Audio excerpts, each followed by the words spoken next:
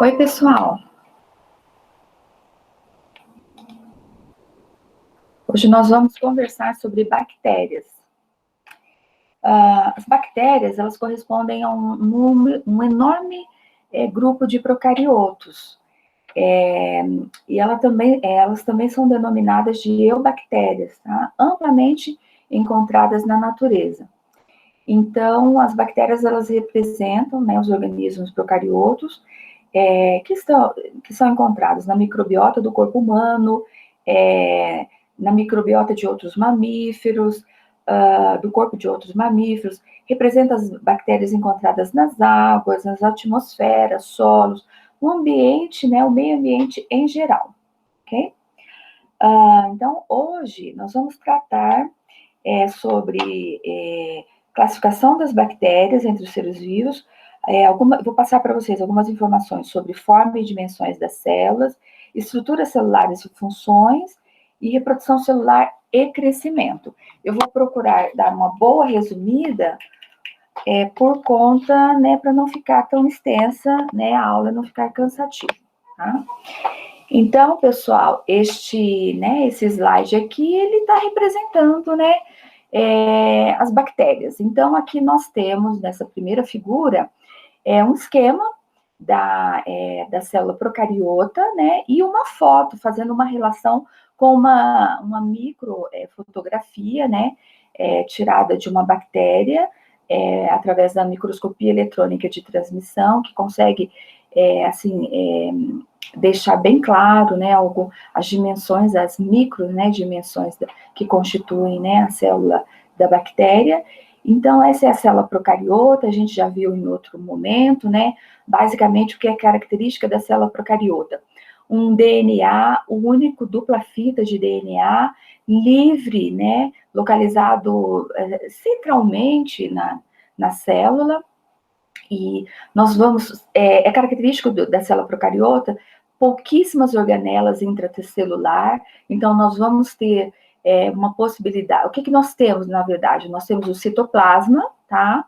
Nós temos o DNA central, nós temos plasmídio, então, boa parte das bactérias tem plasmídio, que é um DNA de baixo peso molecular. Nós temos o ribossomo, né? Os ribossomos são amplamente espalhados. Nós podemos ter organelas de inclusão, que são organelas de reserva para a célula. E então a célula, né, o citoplasma, com essas poucas organelas ou substâncias, né, ela está envolvida por uma membrana citoplasmática, que está envolvida por uma parede celular, e algumas bactérias, além da parede celular, tem também uma membrana externa, depois da parede celular. Então, assim, e após essa parede celular, ou também com a membrana externa, para quem tem, né, nós temos o glicocálice, que é chamado de cápsula, que é um envoltório muco, né, assim, de aparência mucoide, gelatinosa, constituído principalmente de polissacarídeos, né, ele envolve toda a superfície externa da célula. E, além disso, o que temos externamente? Nós temos, para células que apresentam a capacidade de se locomover, nós temos, podemos identificar os flagelos, tá? E temos os piles, ou ainda conhecido como fímbrios ou pelos, ok? Então, os piles, eles são responsáveis principalmente pela adesão da bactéria às superfícies, embora tenha outras funções, e o flagelo, ele é responsável por conferir a capacidade da bactéria para se locomover, ok? Então, aqui a gente tem umas figuras, né, umas fotos tratadas por computador, de bactéria no formato bastonete, né, aqui nós temos a bactéria deixando claro os piles e o flagelo, também no formato de bastonete, aqui também em formato de bastonete, e aqui nessa figurinha nós temos bactéria que apresenta o formato de copos, né, esférico. E aqui nós temos uma mão segurando uma placa de Petri, e essa placa de Petri com meio de cultivo foi adicionado aqui células de bactérias. Essas bactérias se desenvolveram formando as colônias. As colônias esse material esférico aqui de cores diferentes, de texturas diferentes. Então, é porque cada espécie, com o seu gênero, vai apresentar uma capacidade, por exemplo, de produzir pigmentação, tem características muito específicas. Então, aqui a gente tem diferentes tipos de gêneros bacterianos, cultivados em placa de Petri, que tem, né, que é um meio sólido. Então, agora, eu vou sair daqui um pouquinho e vou projetar um outro material. Ok. Vamos lá. Muito bem, pessoal.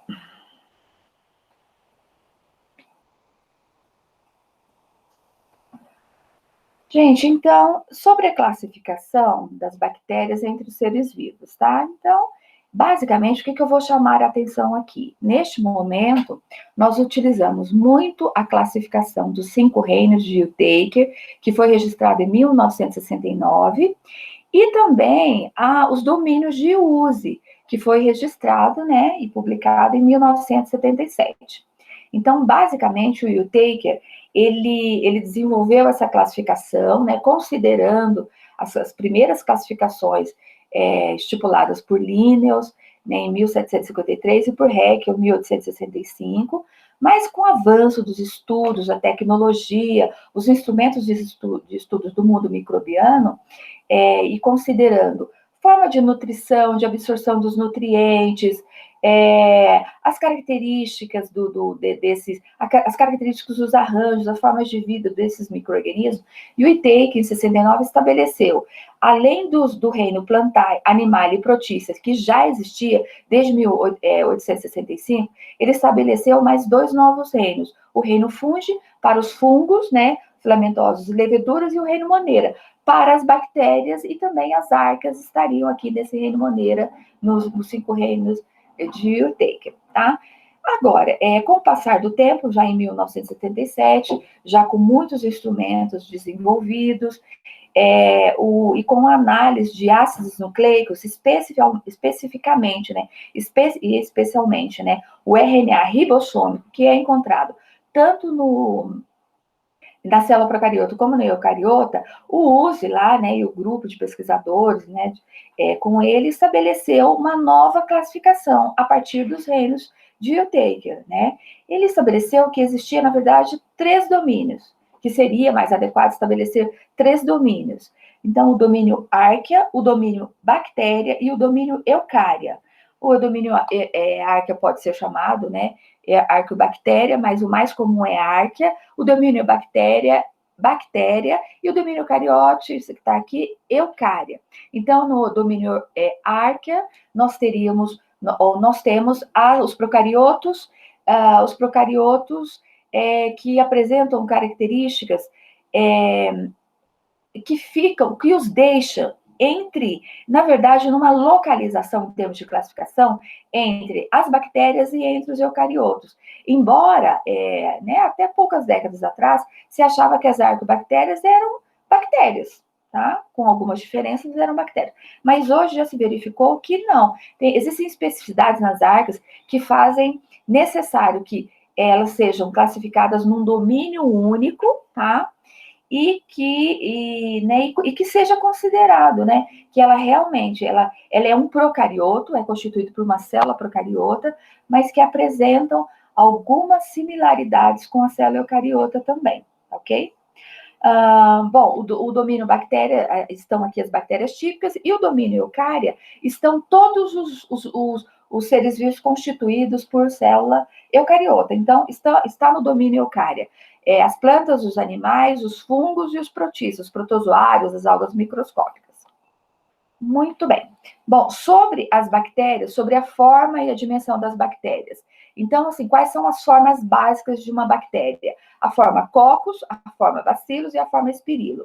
Tá? Então, existem variações de formatos? Existem, mas o que é básico no grupo bacteriano é a forma esférica, é a forma de bastonete ou a forma espirilada, sendo muito comum a forma Coccus e a forma de Bacillus.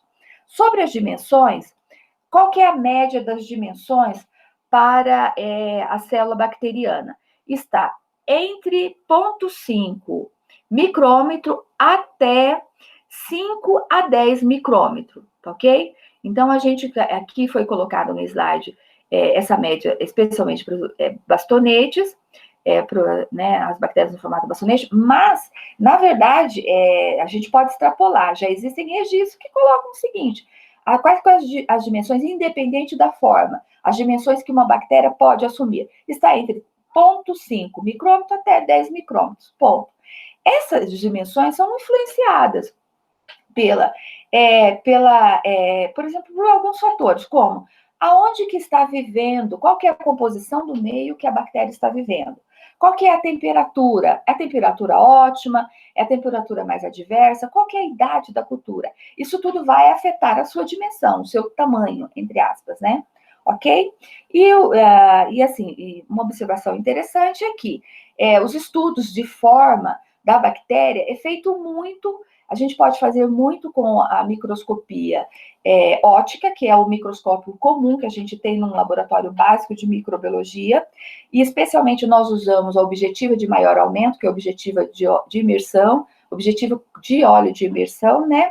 E nós, a partir de um tratamento básico, né, um esfregaço muito fino, podemos corar o esfregaço bacteriano ou não, mas sempre me preocupando muito com a questão de contraste, nós podemos fazer um bom estudo da forma das bactérias em laboratório de microbiologia.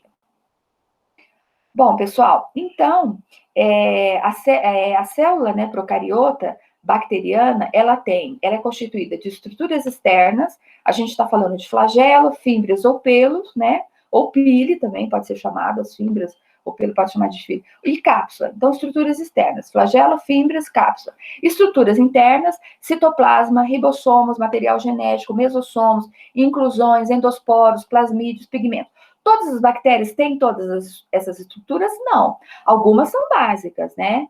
Sim, algumas como estruturas internas são básicas. Citoplasma, toda célula, procariota ou eucariota, tem citoplasma, tá? Material genético, toda célula procariota tem material genético, constituído por um cromossomo. Né? A eucariota tem material genético, tem muitos cromossomos, dependendo da espécie, né? E ribossomos é encontrado em todas as células. Agora, endosporos, nem toda célula tem capacidade de formar endosporos. Plasmídio, algumas células têm plasmídios, outras não. Mesossomos, algumas células têm, outras não. Pigmentos, algumas têm, outras não, ok? E temos ainda constituído na célula procariota, né, o que a gente chama de envelope celular, tá? O que vai proteger, delimitar o citoplasma com as organelas possíveis dentro da célula. Então, aí nós teremos parede celular, membrana interna e membrana externa. Algumas bactérias têm membrana externa, ok? Vamos falar sobre isso posteriormente. Então, gente, eu vou passar isso, então a gente volta, né? Vamos trabalhar especialmente todas as... Então, vamos trabalhar um pouquinho em cima das estruturas externas. Então, a gente vamos começar com o flagelo. O flagelo, gente, então aqui, deixa eu colocar aqui para vocês. Ok. Pessoal, então o flagelo, ele é constituído... Qual que é a composição química do flagelo? Tá? É uma proteína chamada de flagelina, certo? Morfologicamente, a gente pode ver aqui que ele parece um cilindro, né? Uma espécie de um cilindro vazado, tá? Ele tem, aqui é colocado como um filamento com esse formato, essa estrutura helicoidal, tá? E aí ele é constituído por um corpo basal. Esse corpo basal, ele atravessa todo o sistema, parede celular, membrana citoplasmática, até atingir o citoplasma, tá? E ele tem, essa estrutura dele tem uma junta, que é uma articulação e que é responsável pela transmissão do movimento, ok? Então, o corpo basal está aqui, tá? Localizado localizado, né, aqui entre a parte externa e o citoplasma, certo? Assim, antes do filamento, propriamente dito, a gente tem uma espécie de gancho, né? E esse gancho, ou podemos chamar de junta também, ele vai se articular e vai favorecer, né? Vai transmitir o movimento, mas vai favorecer esse movimento também, certo? Qual a melhor forma de visualizar, de estudar esse flagelo, né? Na microscopia óptica, que é a microscopia luminosa, nós temos que tratar a célula para evidenciar especificamente, para engrossar esse flagelo, que é um filamento fino, né? Alongado, mas fino. Então, tem colorações específicas sobre isso. Microscopia eletrônica de transmissão é muito adequado, né? Porque ela tem alto poder de resolução, alto poder de aumento, e ela consegue deixar, né, identificar esses filamentos. Embora eles também devem ser tratados. A célula tem um tratamento específico para ser visualizada no microscópio eletrônico de transmissão. E, indiretamente, é possível fazer o estudo e visualizar o flagelo? Mas principalmente para a célula eucariota. Porque para a célula procariota é muito diminuto essa organela. Mas utilizando uma lâmina, assim, onde você... Uma lâmina que tem uma concavidade, você trabalha uma espécie de, que a gente chama de gota pendente, sabe? E aí a gente consegue fazer o estudo indireto. Mas é possível fazer isso? Sim, mas para, por exemplo, um protozoário, que é uma célula eucariota grande, tem protozoários que têm muitos flagelos, então é mais tranquilo, ok? Taxonomicamente falando, existem classificações do flagelo. O flagelo pode ser classificado em monotríqueo, ou monotríqueas, lofotríqueos, peritríqueas e ainda atríqueas. Monotríqueos é quando a célula só tem um flagelo, tá? Num dos polos, é o flagelo único, monotríqueas. Quando ele tem um tufo de flagelo num dos polos, ele é chamado de lofotríquea. Quando ele tem flagelos espalhados por toda a célula, esse flagelo é chamado de peritríquea. E quando não tem, a célula ela não tem a capacidade de se locomover, não tem flagelo, é chamado de atríquea. Muito bem.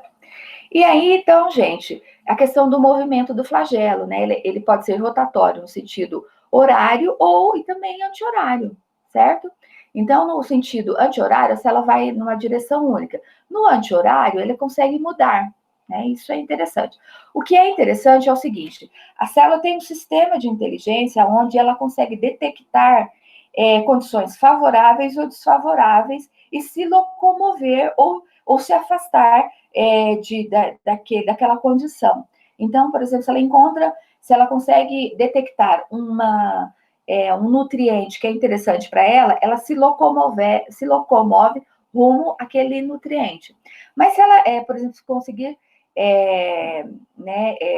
identificar por exemplo, um agrotóxico, uma substância, um metal pesado, um antibiótico, ela tendo o flagelo, ela pode se locomover, se afastando, mudar a sua direção e se afastar dessa área, né, que tem esse material que pode provocar danos e até levar à morte a célula, tá ok? E todos esses movimentos, né, eles são estudados pela quimiotaxia do movimento celular, certo? Que pode ser uma quimiotaxia positiva, quando o micro-organismo ou o organismo vai rumo àquele material que ele deseja, ou uma quimiotaxia negativa. Ele identifica a condição negativa, né, imprópria para ele, e ele se afasta. Muito bem. As fímbrias também, né, são filamentos, só que são filamentos curtos, são finos, muito mais numerosos, são espalhados pela superfície da célula. Né, a composição química, assim como os flagelos, é uma proteína, no caso da fímbria, chamada de pilina, tá? E, então, assim, a produção de fímbrias é favorecida em condições aeróbicas, né? E, então, em condições de cultivo mais raso, porque o organismo fica mais próximo da superfície, tá? Então, isso favorece a produção de fímbrias pela célula, ok? A melhor forma de estudar as fímbrias, como são filamentos curtos, muito pequenos, a melhor forma é através do microscópio eletrônico de transmissão, tá? Então, qual que é a função básica? Adesão da célula à superfície, processo de conjugação sexual, no sentido seguinte: não existe reprodução sexual para bactéria, tá, pessoal? A reprodução sexual para crescimento populacional é assexuada, mas existe uma forma de transferir material genético através da fímbria, através do que a gente chama pilissexual. Aqui, ó, do lado, à direita, né, está exemplificado. Então, assim, a gente tem duas células compatíveis E esse filamento longo é o pili alongado, das duas, se encontra aqui no meio, né? Do caminho.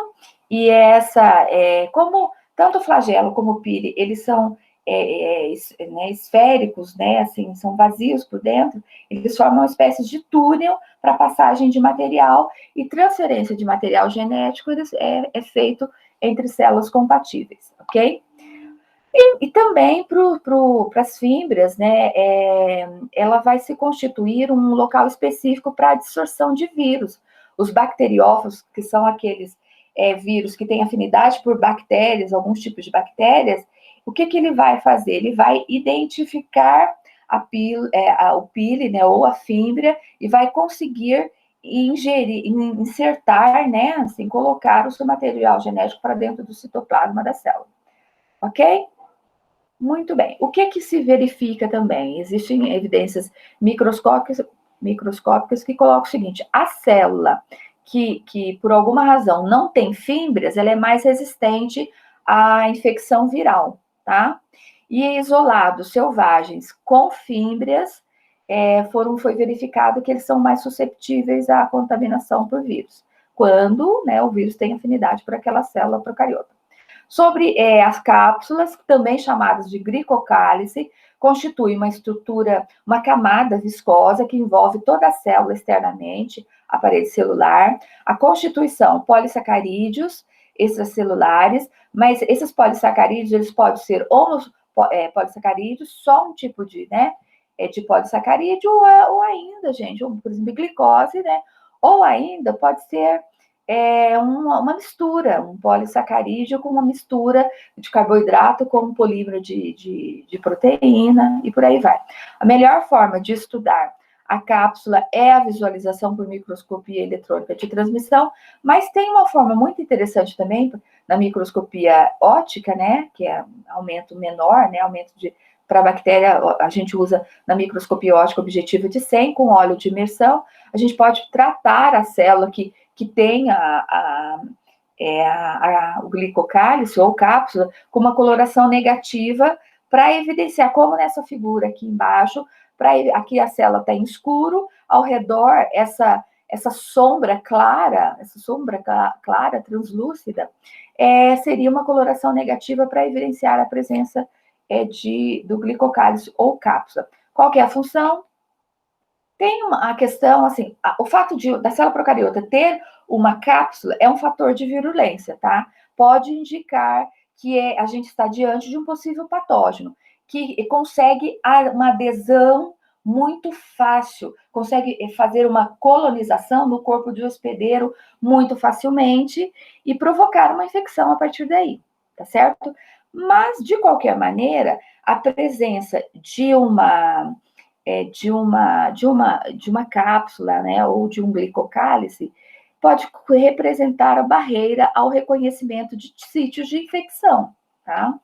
E aí, também, isso pode ser considerado, o fato da célula ter uma cápsula pode trazer para essa célula proteção, pode trazer para essa célula por exemplo, proteção ao dessecamento ou desidratação da célula, proteção contra a fagocitose, por parte de uma célula de um sistema imunológico, ou por parte de um predador que essa célula venha a encontrar. Pode ser uma proteção a ataques externos, tá ok? Mas o fato é que o glicocálice, ele é muito interessante para favorecer a adesão a superfícies sólidas, ok? E também proporciona, né, uma absorção seletiva de alguns íons presentes no ambiente. Essa cápsula ou glicocálice pode facilitar, tá certo? Assim, aqui nós temos essas figuras, né, fotos tiradas de células verdadeiras através da microscopia eletrônica de transmissão, e aqui, gente, né, todo esse material, esse sombreado aqui, a célula está aqui, mais escura, e ao redor tem o glicocálice. Esse aqui é um formato bastonete, esse aqui é o formato cocos, e aqui ao redor o glicocálice. Bom, estruturas internas, muito rapidamente, eu vou colocar para vocês as estruturas internas. Citoplasma, né? O citoplasma, ele é constituído basicamente de água, né, gente? Vamos aqui. Então, aqui a gente tem o citoplasma, tá aqui, né? Então, internamente, a célula é constituída de citoplasma. O que é o citoplasma, pessoal? Ele é parte da célula envolvida pela membrana citoplasmática, tá? O que é? Ele é 80% aproximadamente de água e o restante, pessoal, é biomolécula, tá? Biomolécula que vai ser usada para a produção de novas substâncias que constituem a célula, importantes para a renovação celular, substâncias que vão ser usadas para a produção de energia, tá tudo ali. Uma característica do citoplasma é um fluido denso, tá? E aqui, o citoplasma, ele é a sede das reações para a síntese dos componentes celulares, mas também para a produção de energia. Vai acontecer ali no citoplasma. Claro que a produção de energia, existem organelas ou regiões onde se localiza essa produção de energia, mas está ali no citoplasma, tá? E o citoplasma da célula procariota é um citoplasma que você não vai encontrar estruturas membranosas, como mitocôndria, complexo de Golgi, retículo endoplasmático, liso rugoso, cloroplasto. Isso é típico de célula eucariota. Sobre o material genético do procarioto, não é delimitado por membrana, como a gente vai encontrar no eucarioto. Então, o procarioto, o DNA, esse DNA está aqui, é mais, né? Ele é essa parte mais branquinha, o DNA está livre, é um único cromossomo, isso quer dizer que é uma dupla fita, né, extremamente enovelada, né, altamente condensada, para não ocupar muito espaço dentro de uma célula muito diminuta, ok? É o tamanho variável, mas está em torno de 5.500 kb, unidade para peso molecular.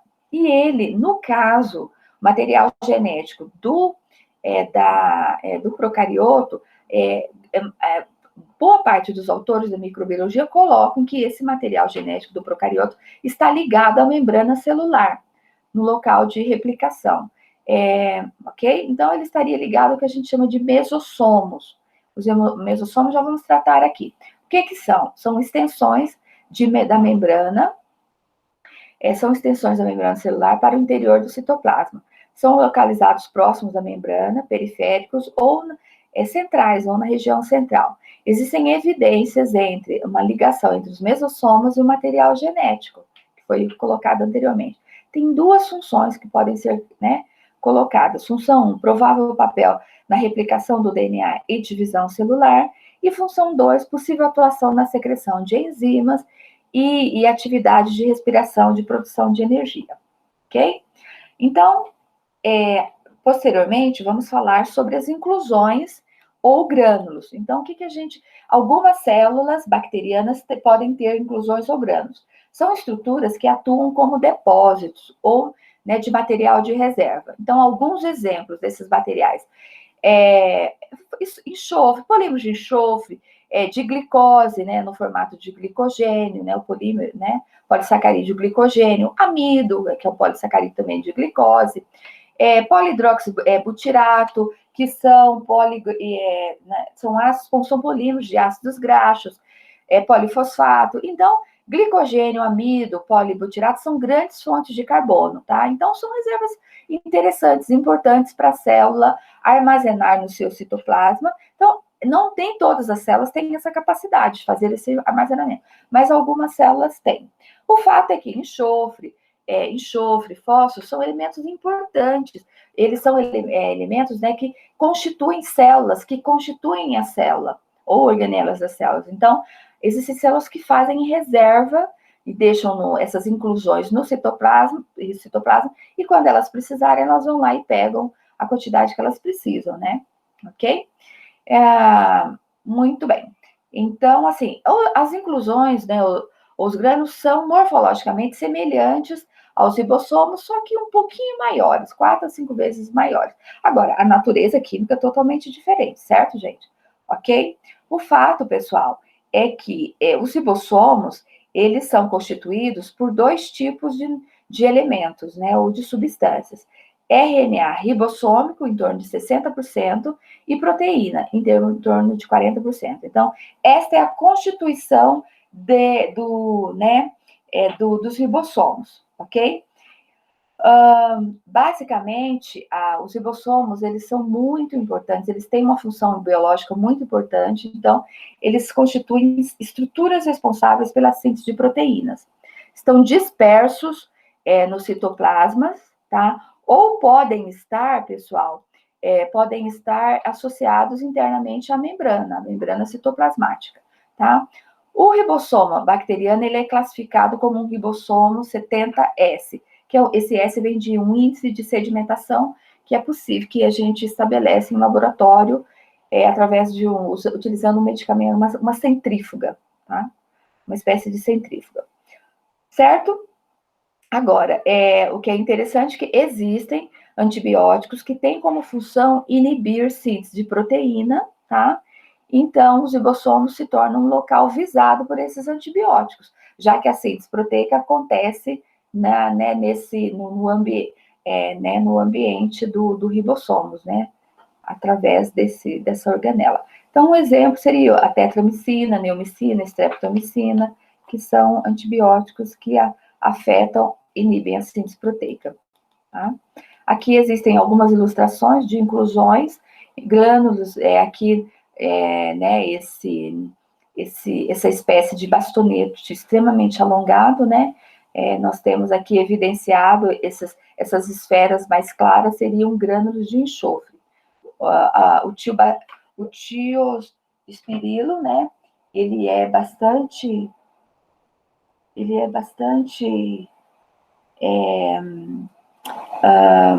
o tiospirilo janense, ele é bastante eficiente na formação, né, de grânulos de reserva do enxofre, tá bom? Nós temos aqui o grânulo de PHB, dessa bactéria aqui, Raistonia eutrófa. Então, ela é uma bactéria muito eficiente quando ela está cultivada ou está num ambiente com um alto teor de carbono e numa relação muito alta de carbono e de nitrogênio, ela começa a fazer grânulos de sintetizar e armazenar grânulos de PHB, tá? Que são ácidos graxos. Também podem ser chamados de grânulos de gordura, né? São reservas, tá? E nós temos aqui, gente, a Pseudomonas pseudoflava, que ela consegue, ela é bem, né, eficiente quando em condições adequadas, né, de nutrição, ela consegue sintetizar e armazenar grânulos de polofosfato, tá? E grânulos de PHB, tá? E ainda grânulos de glicogênio, ok? Dependendo da nutrição, viu, gente? Dependendo da composição química do meio onde elas estão. Sobre o endosporos, olha, algumas células bacterianas têm a capacidade de sintetizar esporos. A gente está falando do gênero bacilo e do gênero clostridium. Então, toda bactéria faz endosporo? Não. O que é o endosporo? É o esporo formado intracelularmente, tá? Dentro da célula.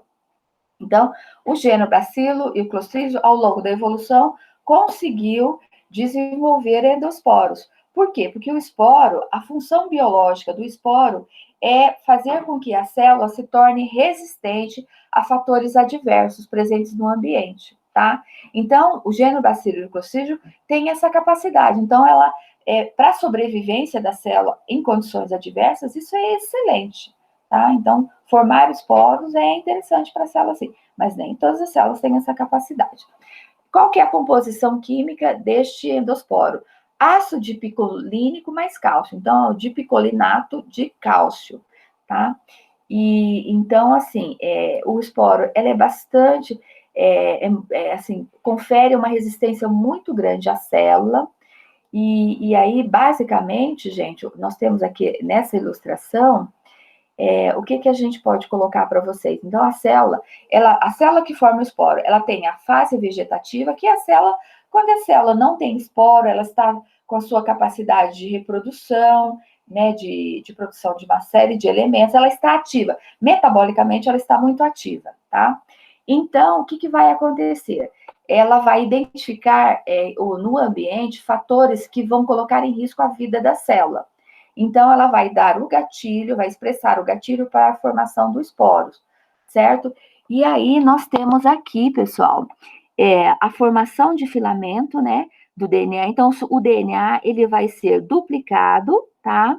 Já pensando nessa proteção, né, nessa formação do esporos. Então, numa outra etapa, vai começar a ocorrer uma invaginação da membrana citoplasmática para formar o pré-esporo, a formação de um septo, né, do pré-esporos, né, e esse septo, o que ele vai fazer? Ele vai separar a célula vegetativa desse esporo em formação, e nesse esporo em formação, o que vai ter internamente? Citoplasma e material genético que deve ser protegido das adversidades externas, ok? Então, até o momento em que ocorre um desenvolvimento completo do pré-esporos, tá? Né? Aí a formação da capa do esporo. Então, essa capa ela vai ser rica em dipicolinato de esporos, né? Dipicolinato de cálcio, até que esse esporo esteja plenamente amadurecido e ele está pronto para ficar livre, para se germinar, né? A gente poderia colocar. Nesse caso, vai ocorrer lise da célula mãe e vai liberar esse esporo para o ambiente.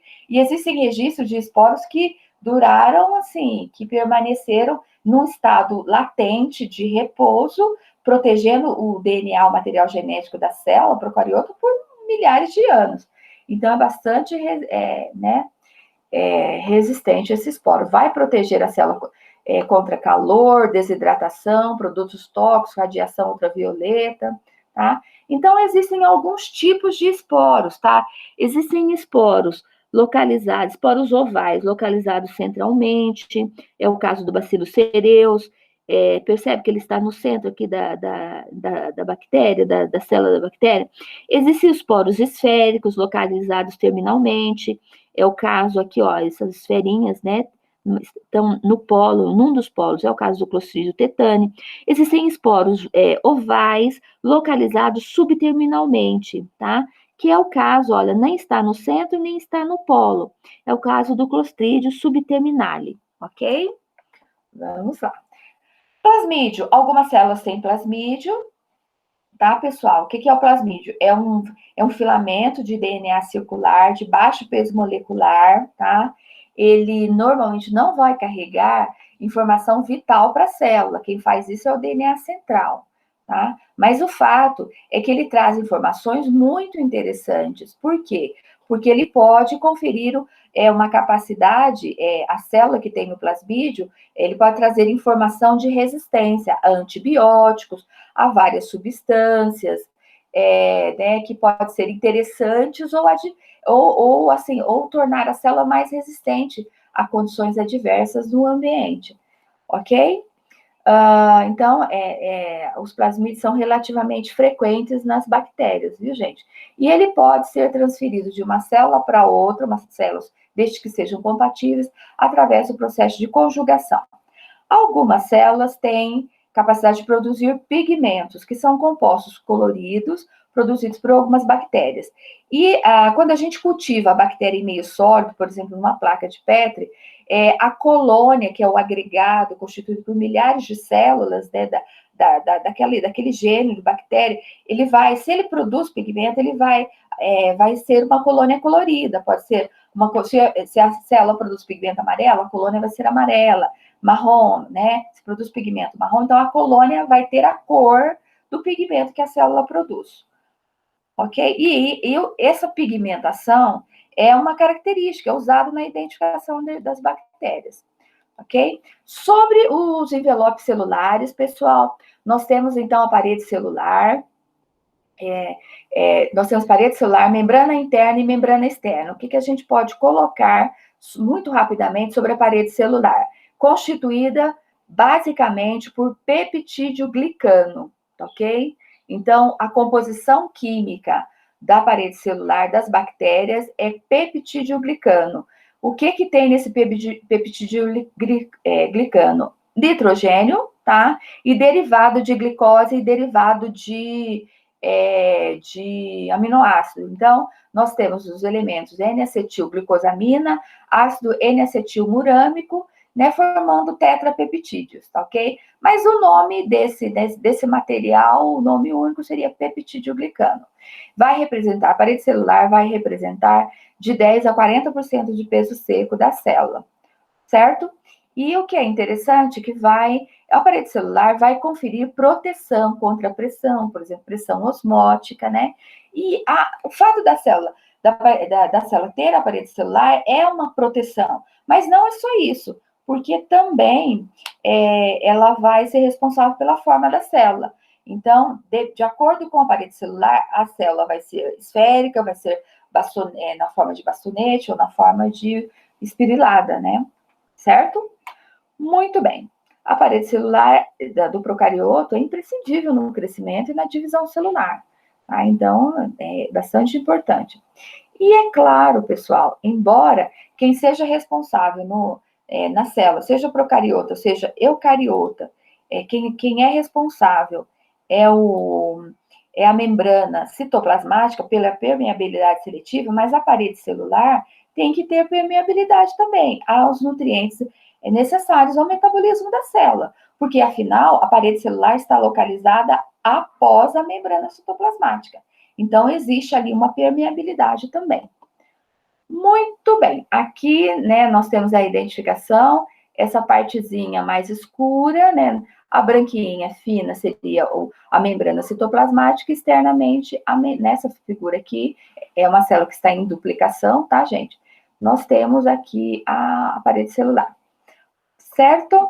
E o que existe, o que é interessante colocar para vocês, é o seguinte, a parede celular, a gente pode estudar a parede celular na microbiologia utilizando uma coloração chamada coloração de Gram, tá? Gram foi um médico, né, que viveu no século XIX, mais para o final do século XIX, e ele desenvolveu uma coloração muito interessante que ajudou no estudo morfológico das bactérias, principalmente naquela época nas bactérias que provocavam doenças. Tá? E a gente está falando então, existe essa coloração de Gram que pode diferenciar as bactérias em Gram positivas ou Gram negativas. Então, a coloração de Gram utiliza dois corantes. O corante principal é o corante cristal, né? Cristal violeta ou violeta de genciana, tá? Inclusive, inicialmente, só tinha um único corante, né, que era o cristal violeta, mas aí algumas bactérias não absorvem e mantêm o cristal violeta, então elas ficavam transparentes. E aí se pensou depois, né, com o tempo, se pensou em entrar com um contracorante, um corante diferente, um corante vermelho, pode ser uma fucsina ou uma safranina, tá certo? E aí aquela bactéria que não é gram-positiva, que não absorve o cristal violeta, ela vai absorver o contracorante e daí vai ser chamada de gram-negativo. Agora, existe uma diferença com relação à parede celular, né, da gram-negativa e da gram-positiva. Deixa eu colocar aqui para vocês. Eu acho bem interessante aqui, gente, olha, essa figura aqui, olha, a gram-positiva, como que é a parede celular da gram-positiva, tá? Considerando, olha aqui, nós temos o citoplasma, nós vamos ter a membrana citoplasmática delimitando o citoplasma, e aí nós vamos ter várias camadas, uma espessa camada de peptidoglicano. Essa é a característica da parede celular da gram-positiva. Totalmente diferente é a parede celular da gram-negativa, tá? Na gram-negativa, olha, temos o citoplasma delimitado pela membrana citoplasmática, e aí a gente tem uma fina camada de peptidoglicano, olha, uma fina camada. E depois dessa fina camada, nós temos uma membrana externa. Então, a parede celular da gram-negativa, ela é peptidoglicano mais membrana externa. Ok? E entre o peptidoglicano e a membrana externa, nós temos o espaço periplasmático, tá? Que é um espaço rico em nutrientes, viu? E em enzimas. Então, vamos lá, só voltando aqui, para falar para vocês sobre a membrana interna, também conhecida como membrana citoplasmática. Qual que é a composição dessa membrana, gente? Ela é composta por fosfolipídio, de 20% a 30%, e de proteínas, de 50% a 70%. Então, essa é a composição básica da membrana citoplasmática, ok? Então, assim, mas basicamente a informação que eu sei que vocês trazem do segundo grau é que o que é a composição básica da membrana citoplasmática? Bicamada de fosfolipídico. E aí nós vamos encontrar proteínas integrais, são as proteínas que atravessam essa bicamada fosfolipídica, mas também a gente tem proteínas periféricas que ficam localizadas integralmente, certo? Qual que é a principal função biológica da membrana citoplasmática? Permeabilidade seletiva, tá? Os transportes, tanto o transporte passivo como o transporte ativo, aqui presente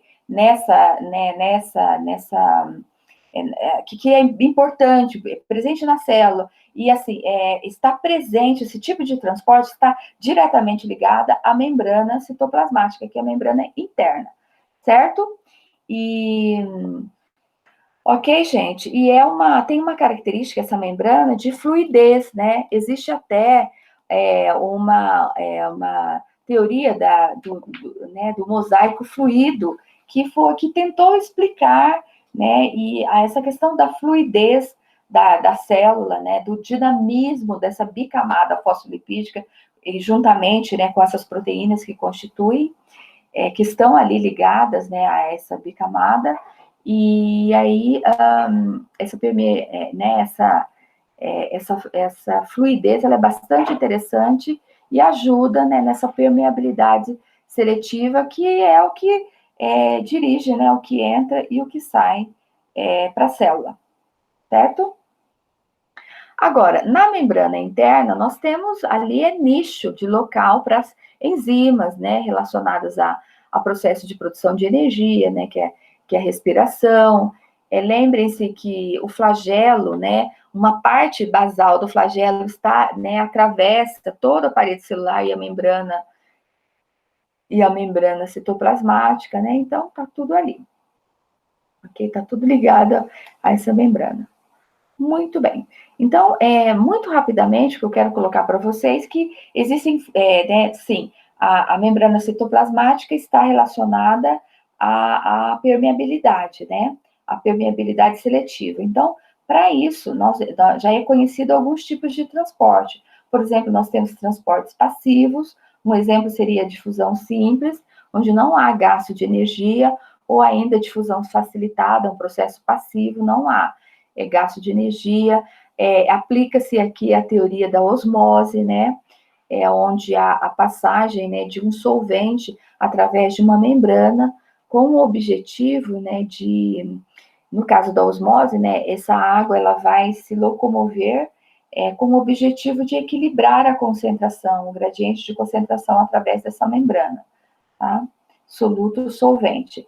Nós temos os transporte ativo, onde há consumo de energia, e por quê? Por conta das enzimas permeases, que são fundamentais para os processos de transporte de elementos, né, que naturalmente não vão conseguir seguir movimentos, ou uma difusão simples, ou uma osmose, então precisa ser aplicada energia para esse material atravessar tanto de fora para dentro da célula, como de dentro da célula para fora. Muito bem, a membrana externa, ela vai estar presente nas bactérias gram-negativas, como eu já coloquei para vocês, tá? A natureza da membrana externa é a mesma natureza da membrana citoplasmática, com alguma coisa além. A membrana externa vai ter também o que a gente chama de lipopolissacarídeo, o elemento LPS, que é polissacarídeo, ligado a uma substância lipídica que tem caráter de toxina, tá? Ok? Então, o LPS ele é exclusivo das bactérias negativas. Muito rapidamente aqui sobre a reprodução celular, qual o tipo de reprodução celular, como que uma bactéria se reproduz? Através da reprodução assexuada, ok? Também é chamada, né, então, de fissão binária transversa, ou cisparidade, ou divisão binária. Basicamente, uma única célula-mãe ou célula parental vai entrar num processo de divisão e vai dar origem a duas células filhas idênticas. Então, qual que é o primeiro passo? Um elongamento celular. O que quer dizer isso? Aumento do conteúdo celular, com replicação, né, posteriormente com replicação ou, né, duplicação do material genético, tá? E aí, a formação, posteriormente, interiorização da membrana, com formação de septo, para prover a separação daquela célula-mãe em duas células filhas idênticas. Muito bem. Sobre o crescimento, gente, o crescimento celular, existem formas de a gente medir esse crescimento, ele já foi amplamente medido, o crescimento das bactérias em laboratório. Se verificou o seguinte, todo gênero tem um tempo de geração característico, tá? Então, que podem variar de minutos a horas e até dias, certo? E esse tempo de crescimento, ele é afetado por característica da célula. Então, que tipo de célula, que espécie bacteriana, que gênero? Tem, né? Porque todo gênero tem um tempo característico. As condições nutricionais vão também afetar muito essa questão do crescimento da população, o ambiente físico como um todo. Existem fatores no ambiente, intrínsecos e extrínsecos, que vão favorecer ou desfavorecer o aumento da população bacteriana. E o crescimento, né, esse aumento da populacional bacteriano pode ser medido em laboratório. Existe até uma pequena expressão, né, matemática. N é igual a 2 elevado a N minúsculo. O que quer dizer? N é o total, células total, número total de células, né, que é igual a 2 elevado a N, que seria o número de gerações pelo qual a célula passou. Ok?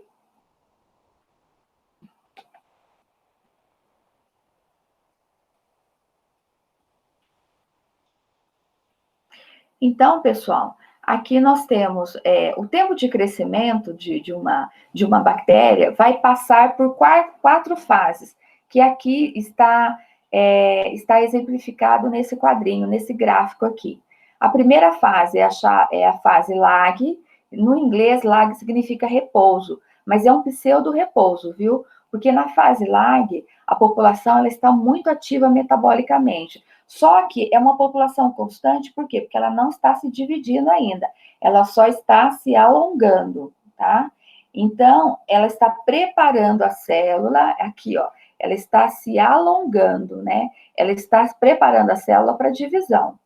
Então, ela está preparando a célula para a próxima fase, que é a fase logarítmica ou de crescimento intenso, onde a célula já passou, todas as células já passaram pela fase lag, né, já pode começar a dividir. Então, há um boom, né, de crescimento, a curva de crescimento aqui, então, sobe, né, um aumento aqui crescente, né, da população bacteriana. Mas esse aqui é um sistema fechado. Isso quer dizer o seguinte, que foi colocado inicialmente nutrientes, as condições ideais foram colocadas inicialmente, e depois não se mexeu mais no sistema. Então, o que vai acontecer?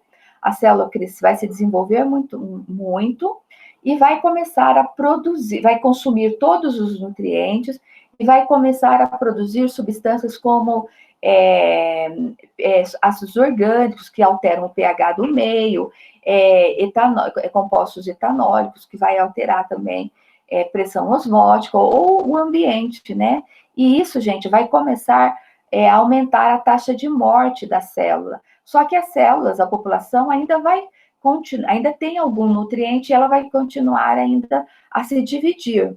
Então, o número, a próxima fase é a fase estacionária, onde o número de células que se multiplicam é igual ao número de células que vão morrer, tá? Com o passar do tempo, acaba os nutrientes e as condições se tornam mais inóspitas ainda, né? Indesejáveis ainda, difíceis para as células. E o que vai acontecer? A taxa de morte vai aumentar muito.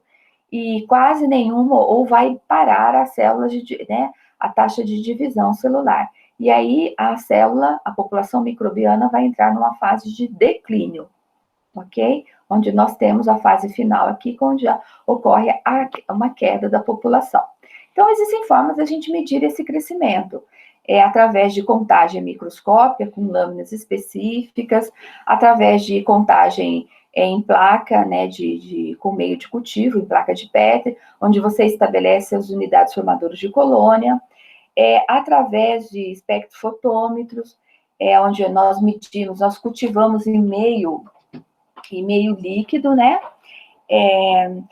o micro-organismo, e a gente vai medindo de tempos em tempos o desenvolvimento desse micro-organismo através da medida de turbidez do meio, tá? Podemos fazer a medição de crescimento através da medição da determinação da dosagem de alguns elementos que fazem parte da célula, como ácidos nucleicos, proteínas, nitrogênio, e também a análise de alguns produtos de metabolismo, numa fermentação, por exemplo, a produção de ácidos orgânicos.